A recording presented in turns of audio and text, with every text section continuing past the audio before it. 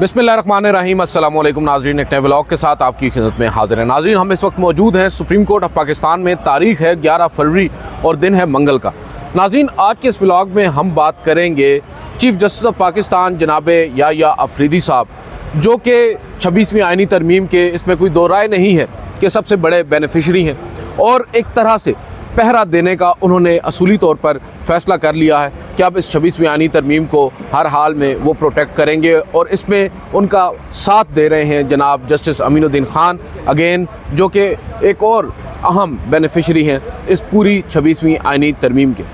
हम बेनिफिशरी का लफ्ज़ इस्तेमाल करते हैं तो जजेस साहिबान नाराज़ हो जाते हैं। वो कहते हैं कि हमें बेनिफिशरी क्यों कहा जाता है, हम तो उल्टा ज़्यादा काम कर रहे हैं। एक जानिब आइनी बेंच में भी बैठते हैं तो दूसरी जानिब रेगुलर बेंचेस के भी केसेस को सुनते हैं, फिर भी हमें बेनिफिशरी कहा जाता है। बेनिफिशरी हैं तभी V8 गाड़ियाँ भी आती हैं, बेनिफिशरी हैं तभी अपनी मर्ज़ी के जजेस को भी अपॉइंट किया जा सकता है। अगर बेनिफिशरी ना होते तो मैं समझता हूँ इस्लामाबाद हाई कोर्ट के 5 जजेस की उस रिप्रेजेंटेशन, जिस पर कल तक जब जुडिशल कमीशन की मीटिंग हुई फ़ैसला नहीं आया था, और सुप्रीम कोर्ट के 4 फाजिल जजेस साहिबान के उस ख़त पर, जिनमें से 2 तो इस वक्त चीफ जस्टिस ऑफ पाकिस्तान से भी सीनियर जजेस हैं सुप्रीम कोर्ट के, जस्टिस मंसूर अली शाह और जस्टिस मुनीब अख्तर, इन सब के एतराज़ात, इन सब के मुतालबात को यूँ नज़रअंदाज न किया जाता अगर पहरा न देना होता। मकसद ये ना होता कि 26वीं आइनी तरमीम को प्रोटेक्ट किया जाए, क्योंकि अगर 26वीं आइनी तरमीम पर कोई ऐसा फ़ैसला आ जाता है कि ये रिवर्स हो जाती है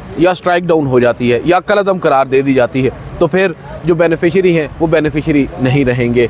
इस वजह से माय लॉर्ड्स बेनिफिशरी की ये टर्म यूज़ की जाती है। ज़ाहिरी बात है दीगर भी बहुत सारी बातें होती हैं, लेकिन जो सबसे अहम चीज़ है नाज़रीन, जस्टिस याह्या अफरीदी साहब, जिनके बारे में हम जैसे ही कुछ नासमझ लोग आप लोगों को गुमराह करते रहे हैं, हम आप जैसे लोगों को ये बताते रहे हैं कि बहुत ही काबिल बेशक होंगे, बहुत ही अपराइट बेशक होंगे, मगर बहुत ही दलेर जज हैं, ये हम आपको कहते रहे हैं। हम आपको कहते रहे हैं कि ये प्रो इस्टेब्लिशमेंट जजेस नहीं हैं। जस्टिस याह्या अफरीदी साहब बिलखसूस, उनके बारे में हमने एक बाकायदा तौर पर ये मौक़िफ़ कायम किया, मौक़िफ़ और तासुर देने की कोशिश की कि भाई ये बड़े इंडिपेंडेंट जज हैं। ये इवन के अपने ब्रदर जजेस साहिबान से भी, जहाँ पर इनको लगे कि बात आइन और कानून की उनकी समझ से बाहर है या उनकी जो अंडरस्टैंडिंग है वो मुख्तलिफ है दीगर जजेस साहिबान से, तो वो अपनी अंडरस्टैंडिंग के मुताबिक ही फ़ैसला करते हैं। इंटीमिडेट नहीं होते ब्रदर जजेस से भी, let alone the establishment and the so called मुक़्तदर हल्के। लेकिन नाज़रीन, वंस अगेन हम गलत साबित हुए। पहले जनाब काजी फ़ाइज़ ईसा थे और फिर जनाब याह्या अफरीदी हैं। जनाब याह्या अफरीदी साहब का एक ख़ासा ये है कि वो काजी फ़ाइज़ ईसा साहब की तरह कोई गुंजाइश भी नहीं छोड़ना चाहते। अब आप देख लें कि जिस रोज़ 26वीं आइनी तरमीम हुई, उस रोज़ से ही जस्टिस याह्या अफरीदी साहब के जो तेवर हैं वो बदलने लग गए थे। उन्होंने फुल कोर्ट की मीटिंग ना बुलाने का एक असूली मौक़िफ़ अपनाया और आज भी उस पर अटल हैं, बावजूद इसके कि पूरी सुप्रीम कोर्ट से ये आवाज़ें आने लगीं, अदलिया से ये आवाज़ें आने लगीं कि भाई आप इस पूरे प्रोसेस को मुतनाज़ा कर रहे हैं। मगर शायद उन्हें भी मालूम है इस मुतनाज़ा प्रोसेस को अगर मुतनाज़ा ना होने दिया गया तो फिर मामलात उनके हाथ से निकल जाएंगे। कल जस्टिस आमिर फ़ारूक साहब को सुप्रीम कोर्ट में एलिवेट किया गया है as justice of the supreme court of Pakistan. बताया ये जा रहा है, ज़राए ये बता रहे हैं कि जस्टिस याह्या अफरीदी साहब अगर ना चाहते, मैं एक सिर्फ जस्टिस याह्या अफरीदी साहब की बात कर रहा हूँ, अगर कल जस्टिस याह्या अफरीदी साहब ये ना चाहते और कम अज़ कम एब्सटेन कर जाते या उनको मुखालफत कर देते, तो शायद जस्टिस आमिर फ़ारूक साहब सुप्रीम कोर्ट के जस्टिस ना बन पाते, सुप्रीम कोर्ट में एलिवेट ना हो सकते। सिर्फ एक वोट से नाज़रीन जस्टिस आमिर फ़ारूक साहब कल सुप्रीम कोर्ट के जज अपॉइंट होने के लिए उनकी मंजूरी दी गई है। हम तनकीद करते हैं आइनी बेंच के फाजिल रकन जस्टिस जमाल ख़ान मंदोखेल पर, मगर उनसे बेहतर तो फिर जस्टिस जमाल ख़ान मंदोखेल रहे हैं, जिन्होंने अपना एक मौक़िफ़ तो रखा। उन्होंने कम अज़ कम सीनियरिटी का मामला या सीनियरिटी का तनाज़ा हल होने तक जस्टिस आमिर फ़ारूक साहब की जो सुप्रीम कोर्ट में एलिवेशन है उसकी मुखालफत की है और उसकी मुखालफत में ही उन्होंने वोट दिया है। भले ही जस्टिस जमाल मंदोखेल पर हम लाख तनकीद करें, मगर जो क्रेडिट उनका बनता है वो क्रेडिट तो हमें देना चाहिए भी, कि जहाँ पर जनाब चीफ जस्टिस याह्या अफरीदी साहब भी स्टैंड नहीं ले सके, बावजूद इसके कि मीडिया से गुफ्तगू करते हुए एक हाइप उन्होंने क्रिएट की कि भाई उनका एक अपना एक असूली मौक़िफ़ है, एक अलग से विज़न है, उनका व्यू पॉइंट है, जो वक्त आने पर देंगे अपना रिस्पांस वो जारी करेंगे। ये है रिस्पांस जनाब जो कल याह्या अफरीदी साहब ने जारी किया है। और वो रिस्पांस है कि भाई मैं भले ही सीनियरिटी के मामले पर मेरे तहफ़्फ़ुज़ात हैं, लेकिन मैं वोटिंग में हिस्सा भी लूँगा और जस्टिस आमिर फ़ारूक साहब को इस्लाम सुप्रीम कोर्ट लाने में अपनी राय भी दूँगा। तो ये नाज़रीन हैं हमारे चीफ़ जस्टिस ऑफ पाकिस्तान। और आज अभी जब मैं ये वीडियो रिकॉर्ड कर रहा हूँ तो कुछ देर कबल ही IMF का एक वफ़द नाज़रीन आया है चीफ़ जस्टिस याह्या अफरीदी साहब से मुलाकात के लिए।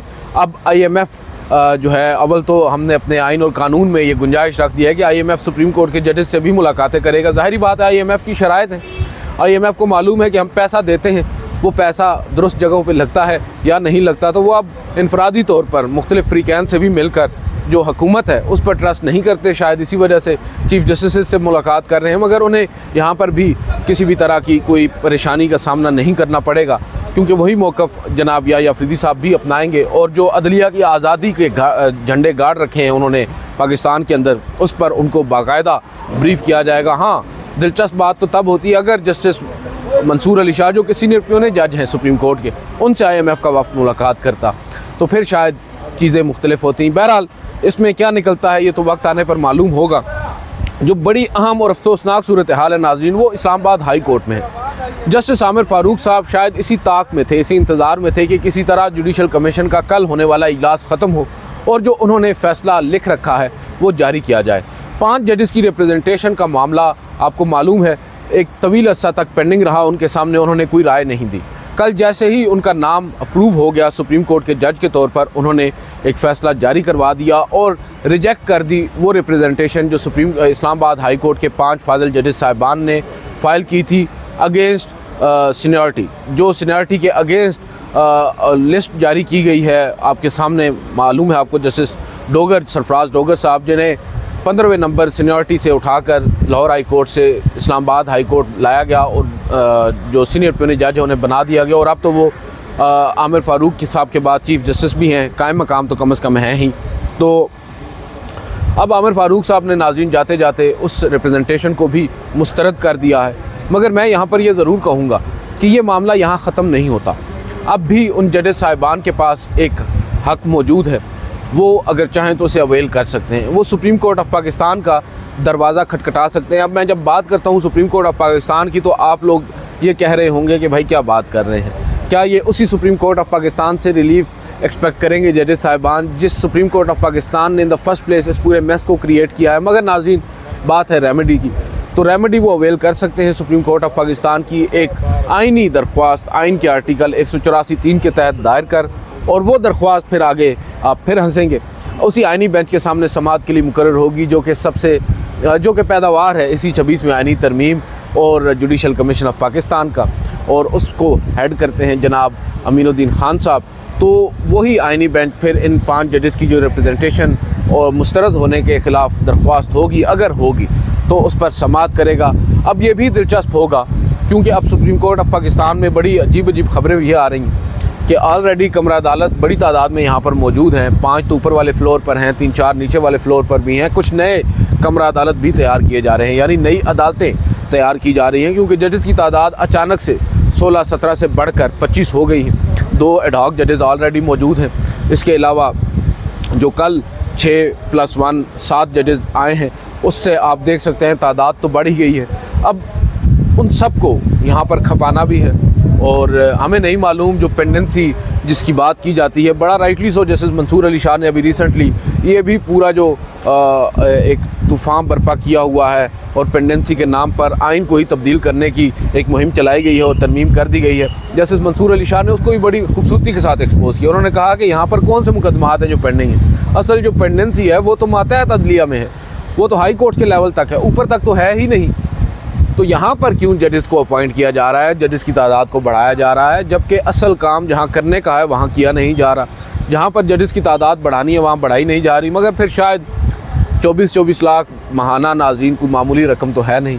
बहुत से लोग हैं जो इससे सूदमंद फ़ायदामंद होते हैं, और बहुत से ऐसे लोग हैं जिन्हें आपने एक तरह से नवाजना भी है, क्योंकि 26वीं आइनी तरमीम, वकला तहरीक, वकला के इलेक्शंस, बहुत कुछ होता है। बहुत से दावे भी होते हैं, बहुत से वादे भी किए गए होते हैं। इस सब में अब हम देख रहे हैं कि जस्टिस याह्या अफरीदी साहब जो हैं वो पूरे तरीके से नाज़रीन इस 26वीं आइनी तरमीम के बेनिफिशरी और उसके एक प्रोटेक्टर के तौर पर, यानी जैसे हम कहते थे ना, जस्टिस साकिब निसार साहब अपने बारे में कहा करते थे कि वो डैम डैम पर पहरा देंगे, तो अब वो पहरा जो है 26वीं आइनी तरमीम जो जस्टिस काजी फैसल साहब का शाखसाना थी या उनकी मरून मिन्नत ये 26वीं आइनी तरमीम ऐड हुई है आइन के अंदर, जस्टिस याह्या अफरीदी साहब ने उस पर पहरा देने का फ़ैसला कर लिया है।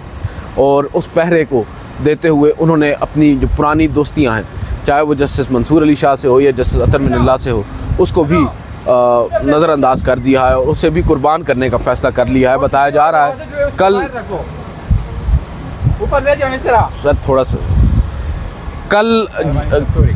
कल जब जुडिशल कमीशन ऑफ पाकिस्तान की मीटिंग हुई, उस मीटिंग में यही बताया जा रहा है कि काफ़ी तल्ख जुमलों का तबादला हुआ। हमने जैसा कि कल रिपोर्ट भी किया आपके सामने कि जस्टिस मंसूर अली शाह, जस्टिस मुनीब अख्तर, अव्वल तो वो दो जजेस साहिबान वो हैं जो इस वक्त जस्टिस याह्या अफरीदी से भी असूली तौर पर सीनियर हैं हकीकी तौर पर, और वो दो जजेस साहिबान कह रहे हैं और वो कोई ऐसा मुतालबा भी आउट ऑफ द वे जाकर नहीं कर रहे, कोई उन्होंने ऐसी गैर कानूनी बात भी नहीं कर दी जिस पर जस्टिस याह्या अफरीदी इस कदर आग बगोला हो गए। गुज़श्ता रोज़ मीटिंग के दौरान उन्होंने सिंपल सी बात की है, उन्होंने कहा है कि देखें अभी तक तहफ़्फ़ुज़ात हैं, अभी जो सीनियरिटी का मामला है वो सेटल होना है, और मोस्ट इम्पॉर्टेंटली 26वीं आइनी तरमीम जिसके बतन से ये जुडिशल कमीशन निकला है जिसमें आज आप सब बैठे हैं, जिससे आइनी बेंच बना है, और ये तमाम तर चीज़ें जो हो रही हैं supreme court, Islamabad high court में जजेस ट्रांसफ़र हो रहे हैं, ये उस 26वीं आइनी तरमीम से हो रहे हैं। लिहाजा जब तक उस 26वीं आइनी तरमीम पर जुडिशल रिव्यू नहीं हो जाता, यानी उस पर फैसला नहीं कर लेता आइनी बेंच या सुप्रीम कोर्ट का फुल कोर्ट, हम ये समझते हैं कि इस जुडिशल कमीशन को सुप्रीम कोर्ट में जजेस अपॉइंट नहीं करने चाहिए। बाद में ये हमारे लिए बड़ा एम्बैरेसिंग हो सकता है अगर कल को जो कि उम्मीद नहीं है, लेकिन लेट्स से 26वीं आइनी तरमीम को सेट असाइड या स्ट्राइक डाउन कर देता है तो आइनी बेंच या फुल कोर्ट, तो फिर क्या वो जो 26वीं आइनी तरमीम से के नतीजे में होने वाले तबादले होंगे या जजेस अपॉइंट होंगे, क्योंकि वो तो प्रोटेक्टेड होते हैं, वो फिर ऐसे ही यहाँ पर काम करते रहेंगे, तो ये बड़ी एम्बैरेसिंग सिचुएशन उन जजेस के लिए भी होगी जिन्हें हम एक ऐसी तरमीम की सूरत में यहाँ पर लेकर आ रहे हैं जो अपने अभी उसके सर्टेनिटी नहीं है कि आया वो भी आइन का हिस्सा रहेगी या नहीं। दोनों ने बड़ी मंतक से भरपूर बात की, लेकिन जस्टिस याह्या अफरीदी साहब उल्टा ये होता है ना कि आपको एक अच्छा मशवरा दिया जाए, आपके सामने एक अच्छी बात की जाए तो आप उस बात को समझते हैं और उस पर अमल पैरा होने की हत्तल इम्कान कोशिश करते हैं। मगर जस्टिस याह्या अफरीदी साहब ने उल्टा जस्टिस मंसूर और जस्टिस मुनीब अख्तर को कहा कि आप लोग काम नहीं करते, आप लोग छुट्टियों पर चले जाते हैं, मुझे जजेस की ज़रूरत है, मुझे सुप्रीम कोर्ट में जजेस की ज़रूरत होने की वजह से मैं अपॉइंट कर रहा हूँ जजेस साहिबान को। भाई कौन सी आपको ज़रूरत है? कौन से आपके बहुत से मुकदमात हैं जिन पर आपने समाअत करनी है? जो समाअत है वो तो आइनी बेंच ही कर रहा है। बहरहाल बड़ी एक गैर ज़रूरी किस्म का जस्टिस याह्या अफरीदी साहब की जानिब से ये जेस्चर और इस तरह का कमेंट पास किया गया, उस पर फिर आगे से भी उनको जवाब सुनना पड़ा। ज़ाहिरी बात है आगे भी जस्टिस मंसूर अली शाह और जस्टिस मुनीब अख्तर थे, वो भी उधार न रखने का अपना कोई सानी नहीं रखते। उन्होंने भी जो बातें उनके दिल में थीं उन्होंने कर छोड़ी और बताया गया कि फिर वहाँ पर बीच बचाव कराया गया। जस्टिस जमाल मंदोखेल साहब ने भी अपना किरदार वहाँ पर अदा किया। मैं फिर आता हूँ जस्टिस जमाल खान मंदोखेल पर। अब कल की मीटिंग में जस्टिस मंसूर अली शाह और जस्टिस मुनीब अख्तर चले साइड पर हो गए, बैरिस्टर अली ज़फ़र और बैरिस्टर गौहर भी साइड पर हो गए। जस्टिस याह्या अफरीदी साहब को आप अंदाज़ा लगाएं, वो अव्वल तो उन्होंने जो सीनियरिटी का मामला है उसके ऊपर एक ऐसा मौक़िफ़ अपनाया जो आज तक किसी को समझ नहीं आया। मतलब है वो हम एक्सपेक्ट कर रहे थे उनसे वो रिस्पांस जो उन्होंने हमसे गुफ्तगू करते हुए कहा था कि उनका एक रिस्पांस आएगा, उनका एक व्यू पॉइंट है जो आप कहते हैं सीनियरिटी है उसके ऊपर। मगर वो व्यू पॉइंट नाज़रीन कहाँ गुम हो गया हमें नज़र नहीं आ रहा। वो रिस्पांस कब आएगा? जब आमिर फ़ारूक साहब सुप्रीम कोर्ट के जज के तौर पर हल्फ ले लेंगे तब वो व्यू पॉइंट आएगा। मतलब आप अंदाज़ा लगाएं कि ये हमारे चीफ जस्टिस ऑफ पाकिस्तान है, ये इनका हाल है कि एक अपना जो नुक्ता नज़र है वो भी खुलकर बयान नहीं कर पा रहे। और जब हमारे दोस्त उनसे सवाल करते हैं कि क्या आप भी किसी से पूछ कर बताते हैं, यानी सवाल हुआ था कि क्या एक वज़ीर-ए-आज़म से पूछा गया मिसिंग पर्सनस के मामले पर, तो उन्होंने कहा कि वो मुक़्तदर जो हल्के हैं या जो बाइख्तियार लोग हैं उनसे पूछ कर बताएँगे। तो क्या आप भी बाइख्तियार लोगों से पूछते हैं? तो उन्होंने बड़े डंके की चोट पर कहा था कि भाई ऐसा कुछ नहीं है, मैं इंडिपेंडेंट हूँ और मैं किसी से डिक्टेशन नहीं लेता। हमें बड़ी खुशी हुई कि ये हमारे चीफ जस्टिस हैं, बड़े दबंग हैं। मगर फिर हम देखते हैं कि ऐसी खबरें भी आती हैं कि जजेस के साथ मुलाकात की जाती है और उन्हें बताया जाता है कि आप जो हैं वो एक्सेप्टेबल नहीं है उनके लिए, जिनसे अपेरेंटली आप कहते हैं कि आप डिक्टेशन नहीं लेते। तो ये सवालात हैं नाज़रीन, और अगर ये ख़बरें हैं और ये ख़बरें दुरुस्त नहीं हैं तो आप इन पर वजाहत जारी करें। आप तो इस पर मैच देख रहा हूँ, हमारे पास भी ये इतलात आई थी, हमने इस पर कोई बात नहीं की, मगर मैं देख रहा हूँ हमारे बहुत से दोस्त हैं इसको रिपोर्ट कर रहे हैं और क्रेडिबल सोर्सेज को कोट करके कर रहे हैं। दैट मीन्स कि उन खबरों में कुछ सदाकत है, तभी ये बात हो रही है कि जस्टिस मोहसिन अख्तर कियानी को जस्टिस याहिया अफरीदी साहब ने कहा कि आप एक्सेप्टेबल नहीं है उनके लिए, और जस्टिस मोहसिन अख्तर कियानी के बारे में कहा जा रहा है वो आगे से कहते रहे कि भाई कौन है जो कह रहे हैं कि मैं उनके लिए एक्सेप्टेबल नहीं है। अगर आप नहीं बता सकते तो मैं उनको खुद बुला लेता हूँ और उनसे पूछ लेता हूँ। अगर इस तरह की गुफ्तगू अव्वल तो मैं नहीं समझता कि हुई होगी। मैं समझता हूँ कि चीफ जस्टिस ऑफ पाकिस्तान बड़े अपराइट हैं, बड़े इंडिपेंडेंट हैं, वो किसी से कम डिक्टेशन नहीं लेते, लेट अलोन द एस्टैब्लिशमेंट। और अगर इस तरह की बातें मार्केट में आ रही हैं तो मैं समझता हूँ चीफ जस्टिस याहिया अफरीदी साहब को इस पर एक वजाहत जारी करनी चाहिए और जस्टिस मोहसिन अख्तर कियानी को भी इस पर वजाहत जारी करनी चाहिए। और बड़ी डिस्टर्बिंग ये सिचुएशन है, बड़ी डिस्टर्बिंग ये डेवलपमेंट है। अगर ऐसा हुआ है नाज़रीन तो फिर इसके पीछे रह क्या जाता है कि चीफ जस्टिस ऑफ पाकिस्तान जो हैं वो अपने ही एक फाजिल जज को कह रहे हैं कि आप एक्सेप्टेबल नहीं हैं हमारे मुख्तदर हलकों के लिए, तो फिर आपके पल्ले क्या रह गया है? फिर आप इस ओहदे पर बैठे यहाँ पर क्या कर रहे हैं जब आप कहते थे कि मैं उन 6 जजेस के जो ग्रीवेंसेस हैं उनको एड्रेस करूँगा। उन 6 जजेस के ग्रीवेंसेस क्या थे? उन 6 जजेस के यही ग्रीवेंसेस थे कि जिन खुफिया इदारों या जिन मुख्तदर हलकों की जानिब से आप एक जज को कह रहे हैं कि आप उनके लिए एक्सेप्टेबल नहीं है, वही जो खुफिया इदारे हैं, वही जो मुख्तदर हलके हैं, वो इन 6 जजेस साहिबान को इंटीमिडेट करते रहे हैं, वो इनको धमकाते रहे हैं, इनकी वो जो आप कह सकते हैं मुख्तलिफ़ किस्म की सर्विलेंस करवाते रहे। तो आप तो इनको प्रोटेक्ट करने के लिए आए थे और उल्टा अब आप उन्हीं को उनसे डरा रहे हैं। तो ये बात बड़ी हैरान कुन भी है और मैं समझता हूँ कि चीफ जस्टिस याहिया अफरीदी साहब को इसके ऊपर एक वजाहत जारी करना चाहिए।